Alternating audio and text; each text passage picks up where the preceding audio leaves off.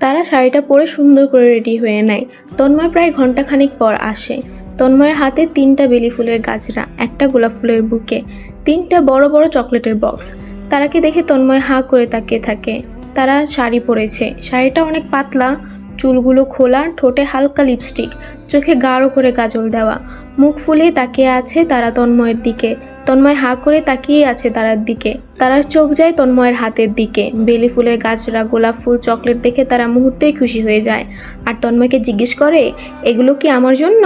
তন্ময়ের হুঁশ আসে তারার কথায়। তন্ময় বলে হ্যাঁ। তন্ময় তারার খোপায় বেলি ফুলের একটা গাছরা লাগিয়ে দেয় আর দুইটা দুই হাতে।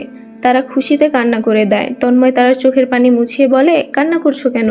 তারা কিছু বলে না, তন্ময়কে জড়িয়ে ধরে। তন্ময় তারার চোখের পানি মুছিয়ে দিয়ে কপালে একটা চুমু খায় আর বলে, ছাদে যাবে? তারা মাথা নাড়ে। তন্ময় তারাকে কোলে নিয়ে ছাদে চলে যায়। তারা দুজন অনেকক্ষণ ছাদে জ্যোৎস্না বিলাস করে। প্রায় 2 থেকে 3 ঘন্টা পরে ছাদ থেকে তন্ময় তারাকে কোলে করে নিয়ে আসে। তন্ময় তারাকে এনে বিছানায় শুয়ে দেয়। পরদিন সকালে তারা আর তন্ময়ের ঘুম ভাঙে তামান্নার ডাকে। তারার বাবা মা এসেছে। এটা শুনে তারা তাড়াতাড়ি করে ফ্রেশ হয়ে নিচে চলে যায়। তন্ময় ও ফ্রেশ হয়ে তারার যাওয়ার কিছুক্ষণ পরে নিচে যায়। তারা বাবা মাকে দেখে দৌড়ে গিয়ে জড়িয়ে ধরে আর কান্না করতে থাকে। তারা ওর বাবাকে জড়িয়ে ধরে বলে, সরি বাবা, এতদিন তোমাকে অনেক কষ্ট দিয়েছি। তারার কথা শুনে তারার বাবা রাশেদ ইমরান তারার মাথায় হাত বুলিয়ে বলে, মা, আমরা কোনো কষ্ট পাইনি, বরং আমি তোকে অনেক বেশি কষ্ট দিয়ে ফেলেছি। তারা তার বাবাকে জড়িয়ে ধরে বসে থাকে অনেকক্ষণ। তা দেখে তারার মা শিরিন আক্তার বলেন, বাবাকে পেয়ে তো আর মাকে ভালো লাগে না, তাই না? তারা বাবাকে ছেড়ে মাকে জড়িয়ে ধরে বলে, তোমাকেও অনেক মিস করেছি মা। তাদের কথার মধ্যেই তন্ময় এসে বলে, আজ কিন্তু বাসায় যেতে দেব না। তন্ময়ের কথা শুনে রাশেদ ইমরান বলেন, আমরা তো তারাকে আর তোমাকে নিতে এসেছি বাবা। তন্ময় হালকা হেসে বলে, সে না হয় যাব, সমস্যা নেই, কিন্তু আজকে কোথাও যেতে দেব না আপনাদের। রাশেদ ইমরান আর না করেন না। দুপুরে সবাই একসাথে খাওয়া দাওয়া করে।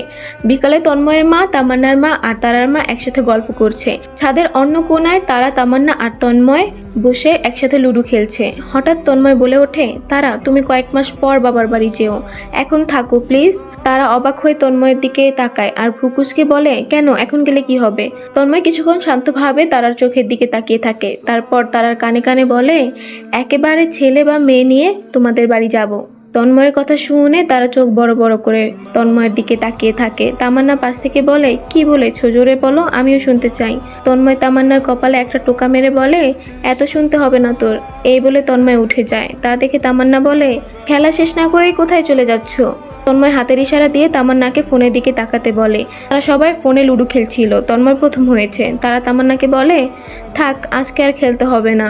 তামান্নাও আর কথা বাড়ায় না। সবাই নিচে চলে আসে। নিচে গিয়ে দেখে তন্ময়, তামান্না আর তারার মা মিলে নাস্তা বানাচ্ছে। আলুর পকোড়া বানিয়েছে।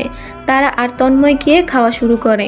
তারা হাতে একটা পকোড়া নিয়ে তন্ময়ের দিকে এগিয়ে দেয় খাওয়ার জন্য। তন্ময় বলে, আমি এসব আনহেলদি খাবার খাই না, তুমিই খাও। একথা শুনে তারা পকোড়ায় একটা কামড় দিয়ে খেতে শুরু করে। তারার হাতে যে বাকিটুকু ছিল সেটা তন্ময় হঠাৎ এসে তার হাত থেকেই খেয়ে নেয়। তন্ময়ের মা অবাক হয়ে তাকিয়ে আছে, কারণ তন্ময় ভাজা পোড়া খাবার তেমন পছন্দ করে না। তার উপর সে অন্যের খাওয়া খাবার কখনোই খায় না।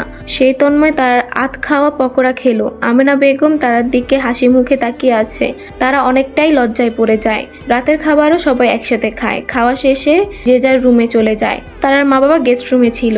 তারা তার মা বাবার কাছে গিয়ে বলে, আমি কয়েক মাস পর বাড়ি যাব বাবা।